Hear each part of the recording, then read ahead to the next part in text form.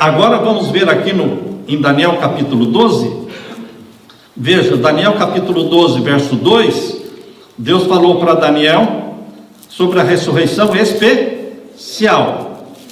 E Ellen White pegou Daniel capítulo 12, verso 2 e juntou com Apocalipse capítulo 1, verso 7. Então, esses dois versos, Apocalipse 1, 7 e Daniel capítulo 12, verso 2, estão falando do mesmo assunto, a ressurreição especial. Agora, quando ocorrerá esta ressurreição especial? Será que Deus dá uma dica profética para que você saiba quando vai ocorrer a ressurreição especial? Está no próprio capítulo 12, verso 3 agora. Os entendidos, pois resplandecerão como o resplendor do firmamento, e os que a muitos ensinam a justiça refulgirão como as estrelas sempre e eternamente. E tu, Daniel, fecha estas palavras e sela este livro até o fim do tempo. Muitos correrão de uma parte para a outra e a ciência se multiplicará. No tempo de Daniel, esta revelação de Deus foi selada, foi fechada, porque não seria entendida senão no tempo do fim. Por isso, esta igreja de Laodiceia, esta última igreja de Apocalipse, que começou em 1844, não é? Ela entende as profecias, porque a profecia de Daniel de Apocalipse, ela seria revelada no tempo do fim, preparando o povo para a segunda vinda de Jesus. Assim como existiam profecias anunciando a primeira vinda de Jesus, existem profecias anunciando a segunda vinda de Jesus. Assim como existia uma plenitude dos tempos para o nascimento de Jesus, a primeira vinda de Jesus, existe também uma plenitude dos tempos para a segunda vinda de Jesus. Nós não sabemos o dia e a hora da volta de Jesus, mas será revelado. E quando é que Deus vai revelar o dia e a hora da volta de Jesus? No toque da sétima trombeta. Apocalipse capítulo 10 e o verso 7.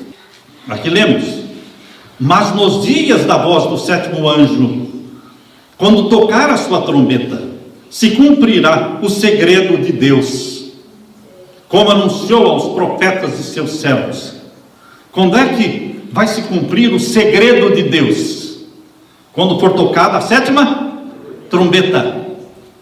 Mas que segredo é este de Deus? A Bíblia só fala de um segredo de Deus. Mateus 24, abra sua Bíblia em Mateus capítulo 24 e o verso 36. Mateus capítulo 24 e o verso 36. Aqui lemos: porque, porém, daquele dia e hora ninguém sabe, nem os anjos do céu, nem o Filho, mas unicamente meu Pai.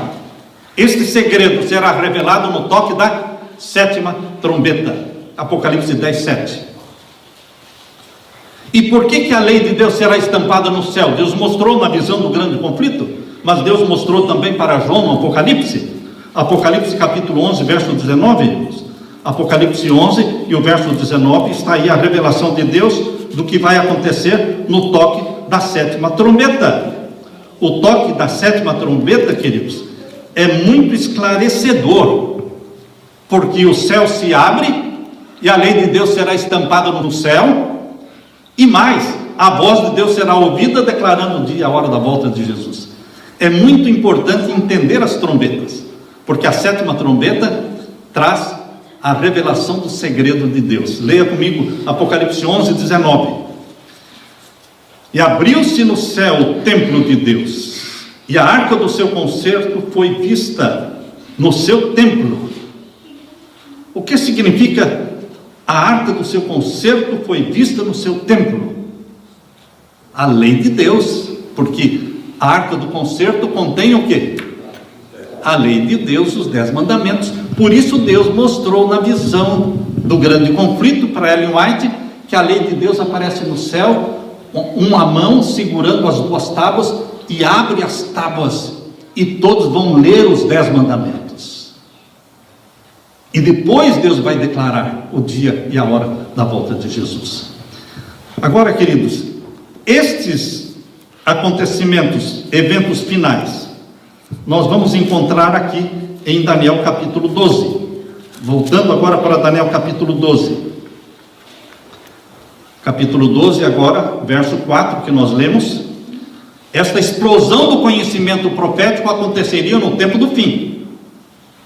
Nós não podemos entender Daniel e Apocalipse do jeito que se entendia antes de 1844, antes de 1798, porque naquele tempo não existia o conhecimento profético, só começou a partir de 1798 para frente. Então aqui, queridos, quando fala, e tu, Daniel, verso 4, Daniel 12, 4, fecha estas palavras e sela este livro, até o fim do tempo, muitos correrão de uma parte para a outra, e a ciência se multiplicará. Não é ciência tecnológica, é ciência profética, é conhecimento do livro de Daniel e de Apocalipse. Verso 5, e eu, Daniel, olhei, e eis que estavam outros dois, um desta banda à beira do rio, e outro da outra banda à beira do rio. E ele disse ao homem vestido de linho. Esse homem vestido de linho é Jesus. Eram dois anjos, e tinha ali Jesus, o homem vestido de linho, que estava sobre as águas do rio. Que tempo haverá até o fim das maravilhas? Que tempo vai transcorrer até que tudo isso aconteça? Vocês estão percebendo a pergunta feita aqui? Quanto tempo, ou quando vão ocorrer estas maravilhas da última visão? A visão de Daniel 11, começou com Daniel 11, terminou no Daniel 12, é a mesma visão. Quando é que tudo isso vai acontecer? Verso 7, e o homem vestido de linho, que é Jesus, que estava sobre as águas do rio, quando levantou a sua mão direita e a sua mão esquerda ao céu, e jurou por aquele que vive eternamente que, agora vem o tempo, quando tudo isso vai acontecer? Jurou por aquele que vive eternamente que, depois de, leiam comigo, um tempo, dois tempos, metade de um tempo. Aqui está falando de tempo profético ou tempo literal? Profético. Todos estes acontecimentos aqui da visão do capítulo 11 e 12 aconteceriam antes ou depois de um tempo, tempos, metade de um tempo? Essa é uma pergunta difícil, porque você vai ter que lutar com a sua mente, porque a sua mente vai querer dizer para você que isso aconteceria durante o tempo, tempos e metade de um tempo. Não, não é durante, nem antes, é depois. Jesus respondeu que é depois. Quando fala depois, é depois de 1798. Depois de 1798. Por isso nós não podemos jogar Daniel 12 para a Idade Média.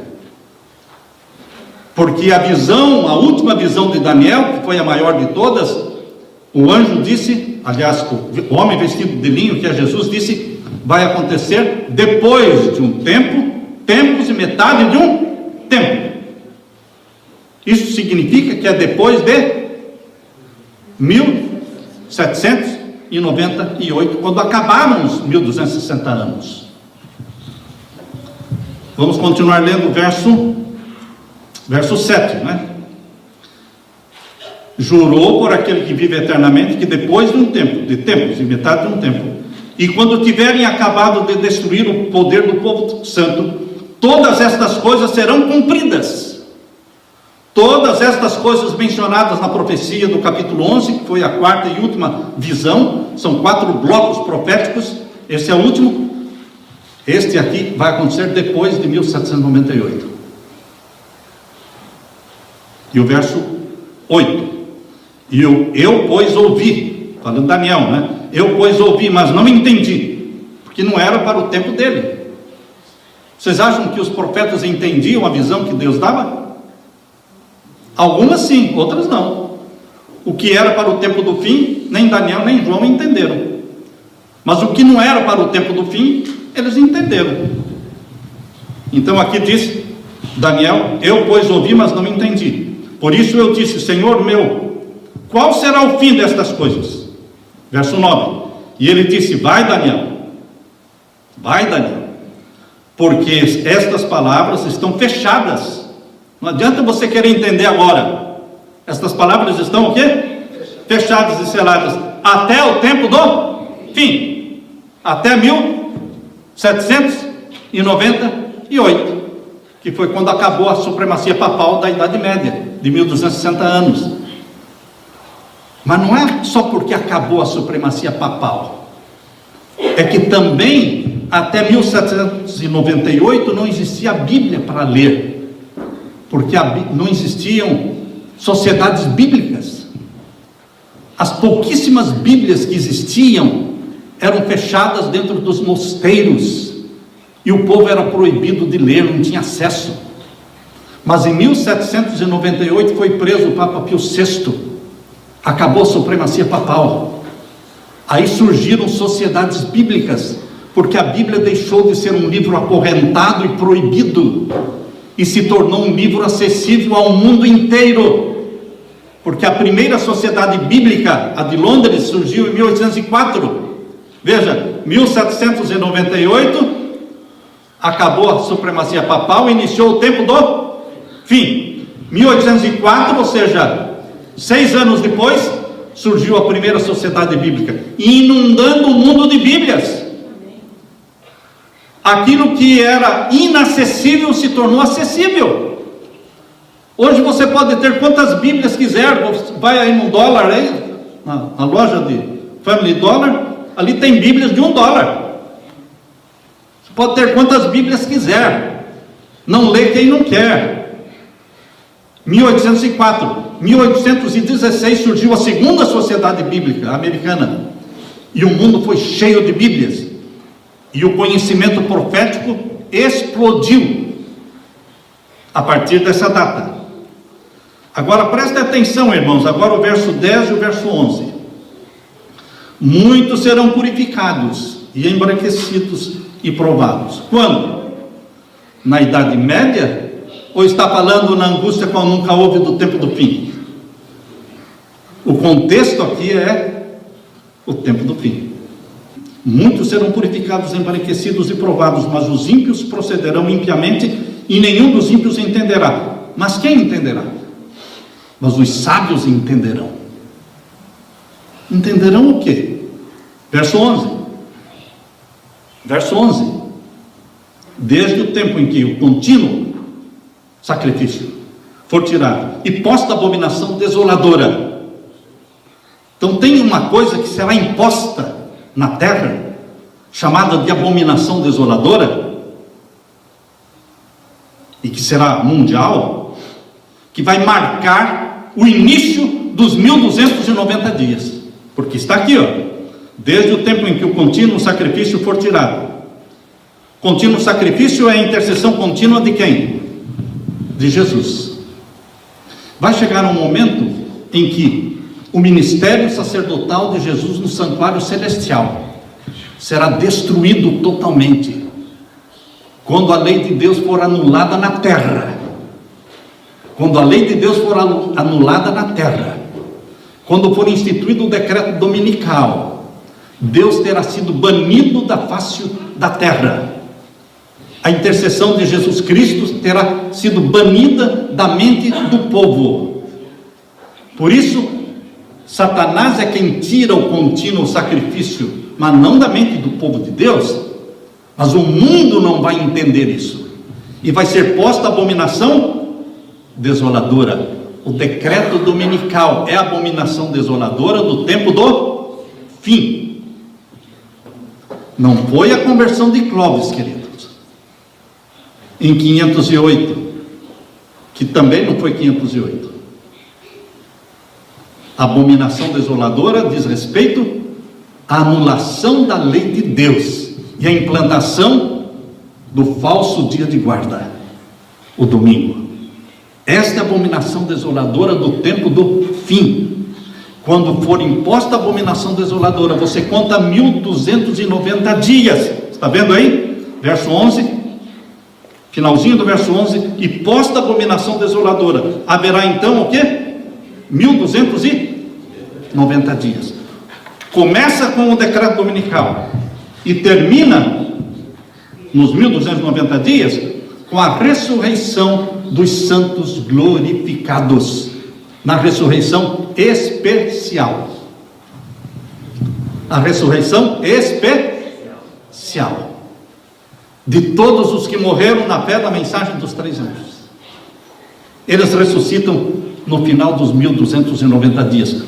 Isto é o que está no grande conflito, e isto que está aqui em Daniel capítulo 12. Você junta Daniel capítulo 12 com a visão do grande conflito. Será que vai acontecer a ressurreição especial antes da volta de Jesus? Sim ou não? Vai. Agora, quando? Você pode dizer, bom, em qualquer tempo. Se em vez de falar qualquer tempo, por que não deixar que Daniel 12 diga, a começar do decreto dominical, no fim dos 1290 dias, acontecerá o que está no capítulo 12, verso 2, a ressurreição especial. Não há nada que contrarie você crer desta forma, porque não está marcando o dia e a hora da volta de Jesus. Agora, queridos, o verso 12 diz o quê? Bem-aventurado o que espere e chega até 1335 dias. O que Deus revelou para Ellen White que vai acontecer depois da ressurreição especial? A lei será estampada no céu. E depois da lei estampada no céu, eles vão ouvir o quê? A voz de Deus declarando o dia, a hora da volta de Jesus. Bem-aventurado e santo aquele que chega até 1335 dias, porque eles vão ver a lei de Deus estampada no céu, e eles vão ouvir a voz do Pai, do Deus Pai, falando o dia e a hora da volta de Jesus. Por isso são bem-aventurados. É assim que Deus me ajudou a entender, irmãos. Os eventos de Daniel 12 são eventos do tempo do fim. Em vez de jogarmos 1290 e 1335 dias para a Idade Média, para 508, o início, porque a forma tradicional de entender é que 1290 dias começaram, são 1290 anos, eles dizem. Não podem ser 1290 anos, porque Deus usou a linguagem comum. Agora, no mesmo capítulo 12, quando Deus falou dos 1260 anos, não usou a linguagem comum. Veja o capítulo 12, verso 7. Verso 7. Deus não se contradiz. Eu vi o homem vestido de linho que estava sobre as águas do rio, quando levantou a sua mão direita e a sua mão esquerda ao céu, e jurou por aquele que vive eternamente, que depois de um tempos e metade de um tempo, e quando tiverem acabado de destruir o poder do povo santo, todas essas coisas serão cumpridas. Aqui está usando a linguagem incomum, falando que está se referindo aos 1260 anos, 538 a 1798. Depois destas coisas se cumprirão estes outros eventos mencionados aqui, eventos finais. E quando fala dos eventos finais, usa a linguagem comum, 1290 dias, 1335 dias. Agora, queridos, são 3 períodos de tempo agora para o tempo do fim. 1260, 1290, 1335. Onde é que está o período de 1260? Agora para o tempo do fim. São os 3 anos e meio da nova ordem mundial. Sabe como é que os ímpios e satanistas acreditam que a nova ordem mundial vai ser? Do jeito que Hitler acreditava que o reino dele ia durar 1 milênio. Hitler, quando implantou o nazismo, ele achava que o reino dele ia durar 1000 anos. Durou quanto? Nada. Durou nada. Agora, Satanás está implantando uma religião para durar 1000 anos, para esconder do povo a verdade de que 1000 anos é a prisão dele. Vai ter religião nenhuma na terra por 1000 anos. Ele, Satanás, vai ficar preso no abismo por 1000 anos, e o povo de Deus no céu. Essa nova ordem mundial que está sendo implantada hoje aqui nos Estados Unidos, no mundo, no Brasil, essa nova ordem mundial vai durar somente 3 aninhos e meio. É o domínio papal. É o último domínio papal, irmãos. O domínio papal da Idade Média, 3 anos e meio proféticos. O domínio papal do tempo do fim, 3 anos e meio literais. Mas onde é que está escrito isso? Apocalipse 13. Apocalipse 13 fala da ferida mortal. Apocalipse 13 fala da ferida mortal contra o papado que aconteceu em 1798. Veja comigo Apocalipse 13 e o verso 3. E vi uma das suas cabeças como ferida de morte. Isto aconteceu quando? 1798. E a sua chaga mortal foi curada. Já foi curada totalmente? Não. Está sendo curada? Pouco a pouco. Mas ainda não foi curada totalmente. A cura total da ferida mortal será quando o decreto for estabelecido, o decreto dominical. Porque o sinal de autoridade papal é o domingo, irmãos. É o domingo. Qual é o sinal de autoridade de Deus? O sábado. É o sinal de Deus que mostra que Ele é o Criador dos céus e da terra, e não há outro.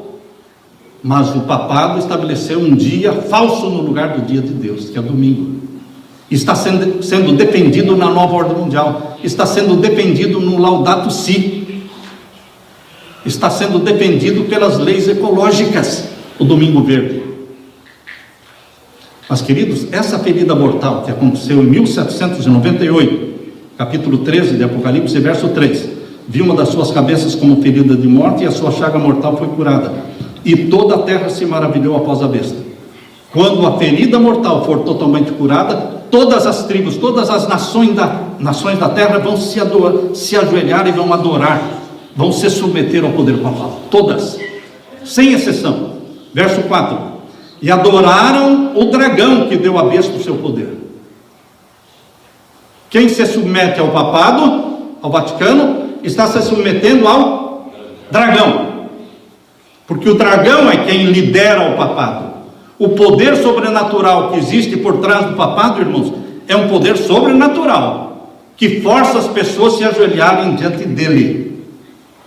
Mesmo os líderes protestantes e evangélicos estão correndo para Roma e se submetendo ao papado. É um poder sobrenatural,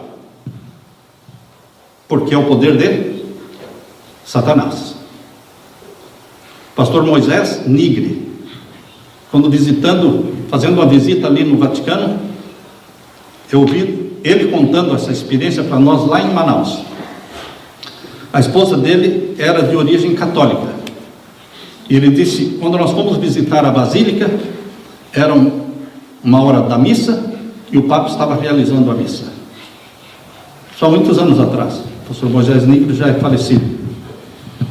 Depois que ele realizou a missa, ele veio caminhando no meio da multidão e parou bem no banco onde ele, o pastor Nigre, e a esposa estavam. E estendeu a mão para ela beijar. A esposa do pastor Nigre.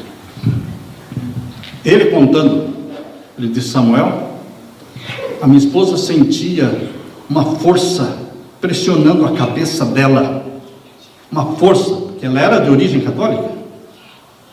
Quando ele estendeu a mão, ela sentiu aquela força, pressão pressionando a cabeça para se baixar e beijar a mão dele, mas ela resistiu. E o Papa, quando viu que ela resistiu, tirou disfarçadamente a mão e continuou caminhando, estendendo a mão para outras pessoas. Existe um poder sobrenatural, meu irmão, por trás do homem que se assenta no trono papal, e é o poder do dragão, Satanás, Por isso diz aqui o capítulo 13, verso 4: adoraram o dragão que deu à besta o seu poder, e adoraram a besta, dizendo: quem é semelhante à besta? Quem poderá batalhar contra ela?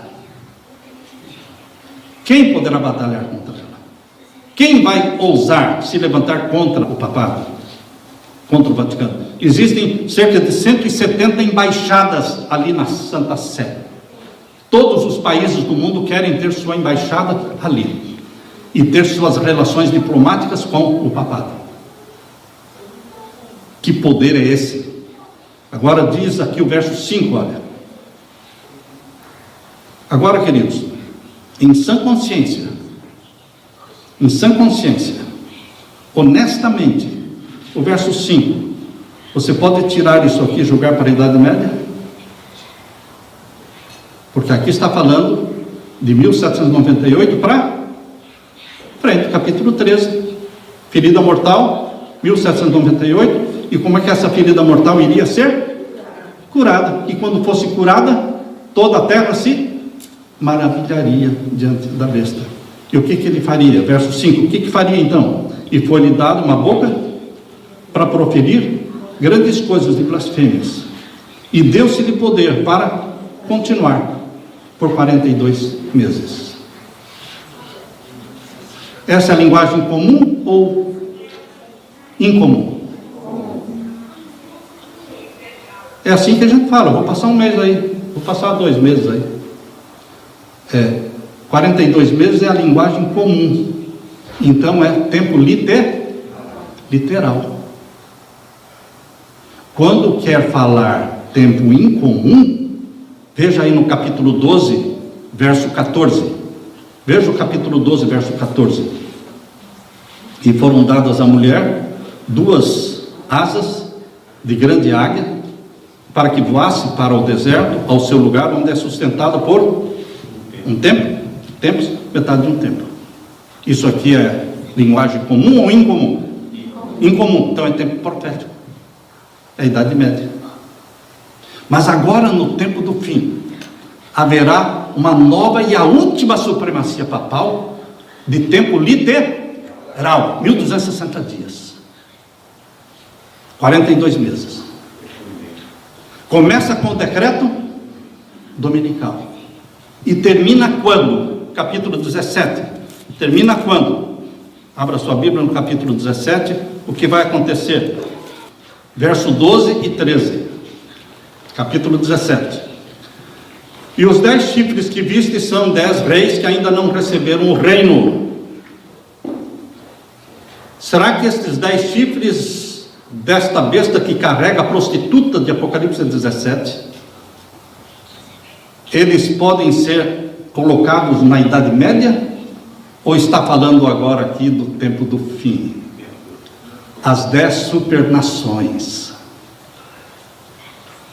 Quando nós publicamos o livro em 2006, isso aqui era teoria de conspiração. Hoje ninguém tem coragem mais de falar que é teoria de conspiração, queridos, porque está escancarado. Todo mundo está vendo que as 10 supernações estão se formando. A nação número 1, Estados Unidos, Canadá e México. Vocês sabiam que a próxima Copa do Mundo será nos 3? Quando é que a Copa do Mundo foi em 3? Por que agora a Copa do Mundo diz que vai ser nos Estados Unidos? Mas na realidade, Canadá, México, Estados Unidos, porque esse é o bloco número 1. É uma nação. E a nação número 2, União Europeia. A 3, Japão. A 4, África do Sul, Austrália, Nova Zelândia. A 5, Bloco Soviético. A 6, América do Sul, a nação latina. A 7, Norte da África e Oriente Médio. A 8, Centro da África. A 9, Ásia. E a 10, China, Mongólia, Coreia do Norte. 10 supernações estão se formando. Agora, 10 chifres que representam que tem 10 reis que ainda não receberam o... Por que ainda não receberam o reino? Porque as 10 nações ainda não foram consolidadas. Mas a nova ordem mundial de 3 anos e meio, essas 10 nações estarão o quê? Consolidadas, tendo um 11º dominando sobre eles. O número 11 é um número do ocultismo. Por isso o Tratado de Latrão foi assinado no dia 11 de fevereiro. Entende? Por isso Papa Bento XVI renunciou no dia 11 de fevereiro. O número 11, número 22, como? A Torre Gêmeas. Que dia mesmo foi o atentado na Torre Gêmeas? 9/11. Estão vendo aí o 11? 11, não é? É 1 mais 1, não é? 11. 9 mais 2 também é 11. Mês 9 e mais 2 também dá 11, certo? Mas também é o número da polícia, né? Também é o número da polícia. Então, queridos, o 11º poder é que vai dominar sobre os 10. Onde é que diz isso? Aqui, olha, capítulo 17, verso 13. Estes têm um mesmo intento, os 10 reis, que ainda não receberam o reino. Estes têm o mesmo intento e entregarão seu poder a quem? Entregarão seu poder e autoridade a quem? À besta, ao poder papal, para que reine sobre eles. Se você ler o livro do Malachi Martin foi o jesuíta que mais escreveu livro. Eu não conheço nenhum jesuíta que escreveu tantos livros como ele. Ele já é falecido.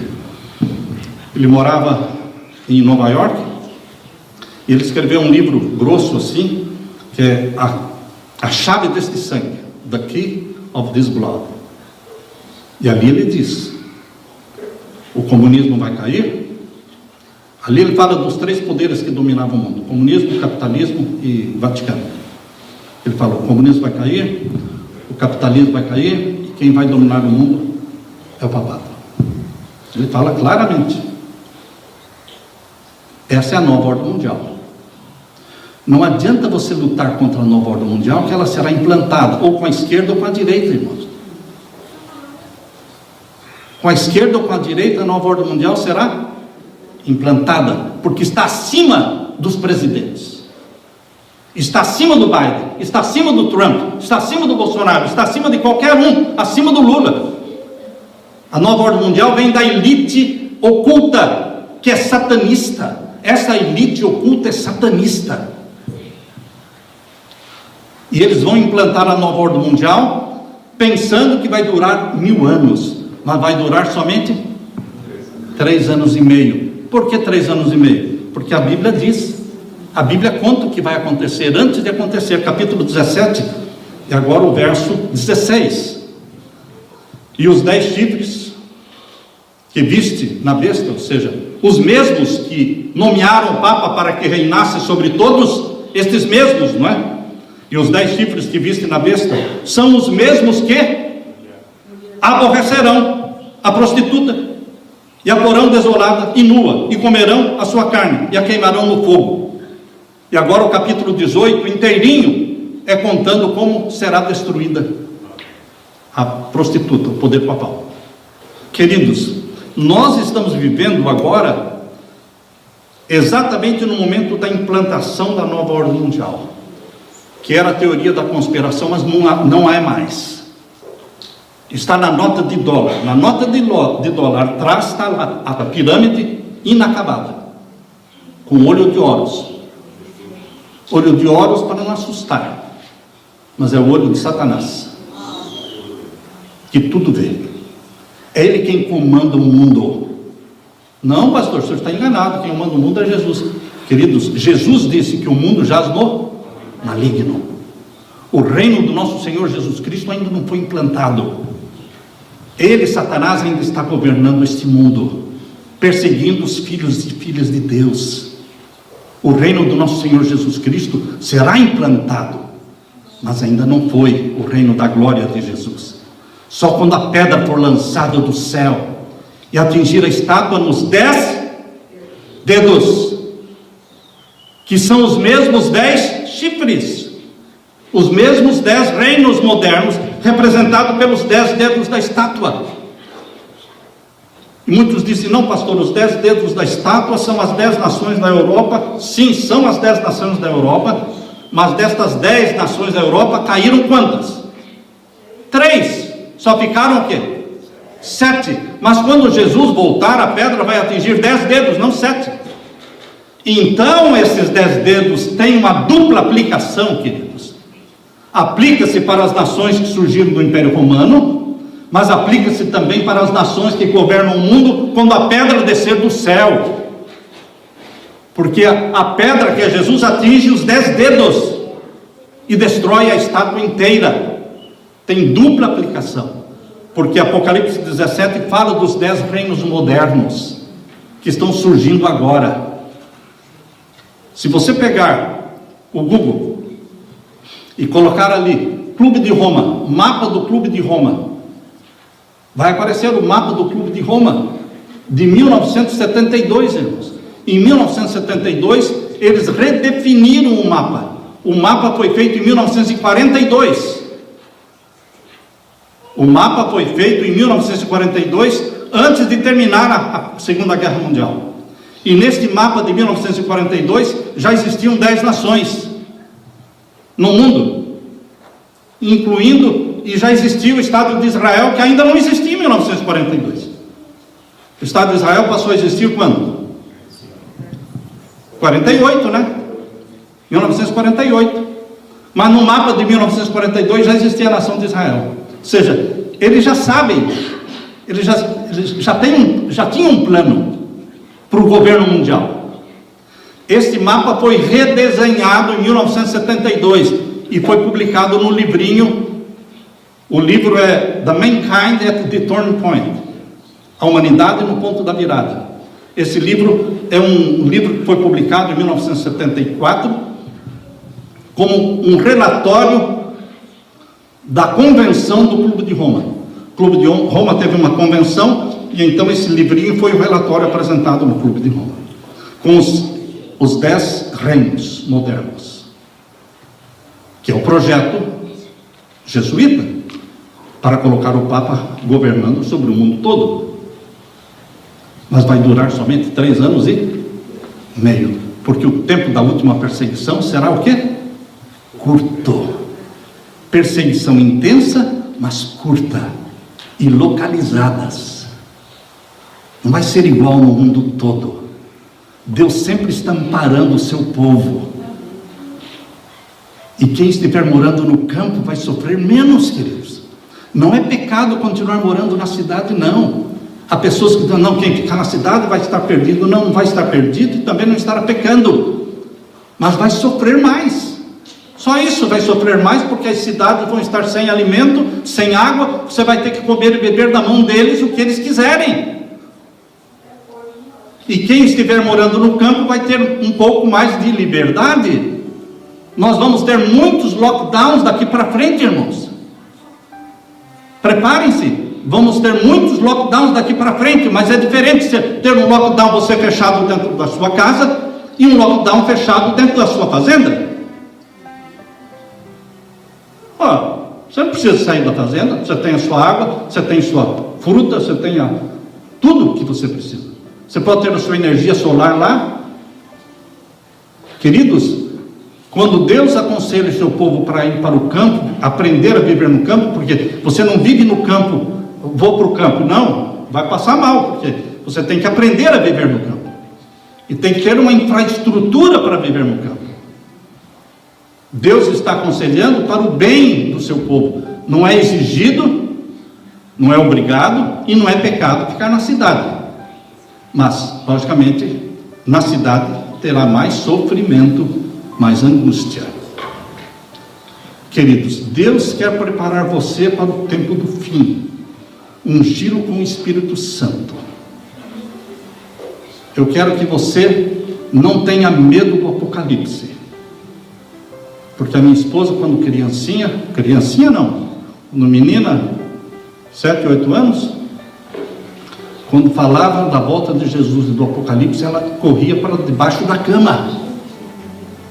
Ela estava me contando, eu corria para debaixo da cama. Então nós não podemos ter medo do Apocalipse, porque Deus no Apocalipse e também em Daniel, Ele está contando para você como vai ser, mas está dizendo, eu vou cuidar de você. Deus cuidou do seu povo no decreto de morte, lá no tempo da rainha Esther. Não morreu nenhum judeu naquele tempo. Deus vai cuidar de você quando for feito o decreto de morte contra o povo de Deus, agora no tempo do fim. Os anjos estão nos cercando como escudos de luz. Vai faltar água? Vai faltar água potável. Vai faltar comida? Vai. Mas Deus diz, o seu pão e a sua água serão certos. É aí que vale a promessa de Deus. Quando Deus fala em pão e água, nessa abundância de comida que existe hoje, a gente não dá valor. Pão e água, acho que eu vou beber de pão e água. Hoje você com tanta comida, você não dá valor ao pão e à água. Mas quando houver seca e falta de alimento, e as prateleiras vazias nos mercados, pão e água serão o quê? Um banquete. É isso que Deus vai fazer. Ele vai sustentar você. Você tem que crer nele. O mundo não tem essa bendita esperança que você tem. O mundo não compreende o porquê de tudo isso que está acontecendo hoje, mas você entende. A Bíblia diz, os ímpios não entendem, mas os sábios entenderão e se prepararão. Amém? Amém. Aleluia. Que Deus derrame sobre você o Espírito Santo. Pai querido, derrama sobre nós o Espírito Santo. Conforta o nosso coração, para que não tenhamos medo. Por isso o Senhor diz tantas vezes, não tenha medo, não tenha medo, eu cuido de você. E ajuda-nos, Pai, a prepararmos primeiramente nossa família para a volta de Jesus, e prepararmos também as pessoas que cruzam o nosso caminho para a volta de Jesus. Derrama o Espírito Santo sobre todos nós que aqui estamos. Tem misericórdia de nós, e volte logo, querido Jesus. Apressa-te, poupa o teu povo, abrevia o tempo, porque nós queremos o céu a qualquer custo. Em nome de Jesus que pedimos. Amém, Senhor. Amém, Senhor.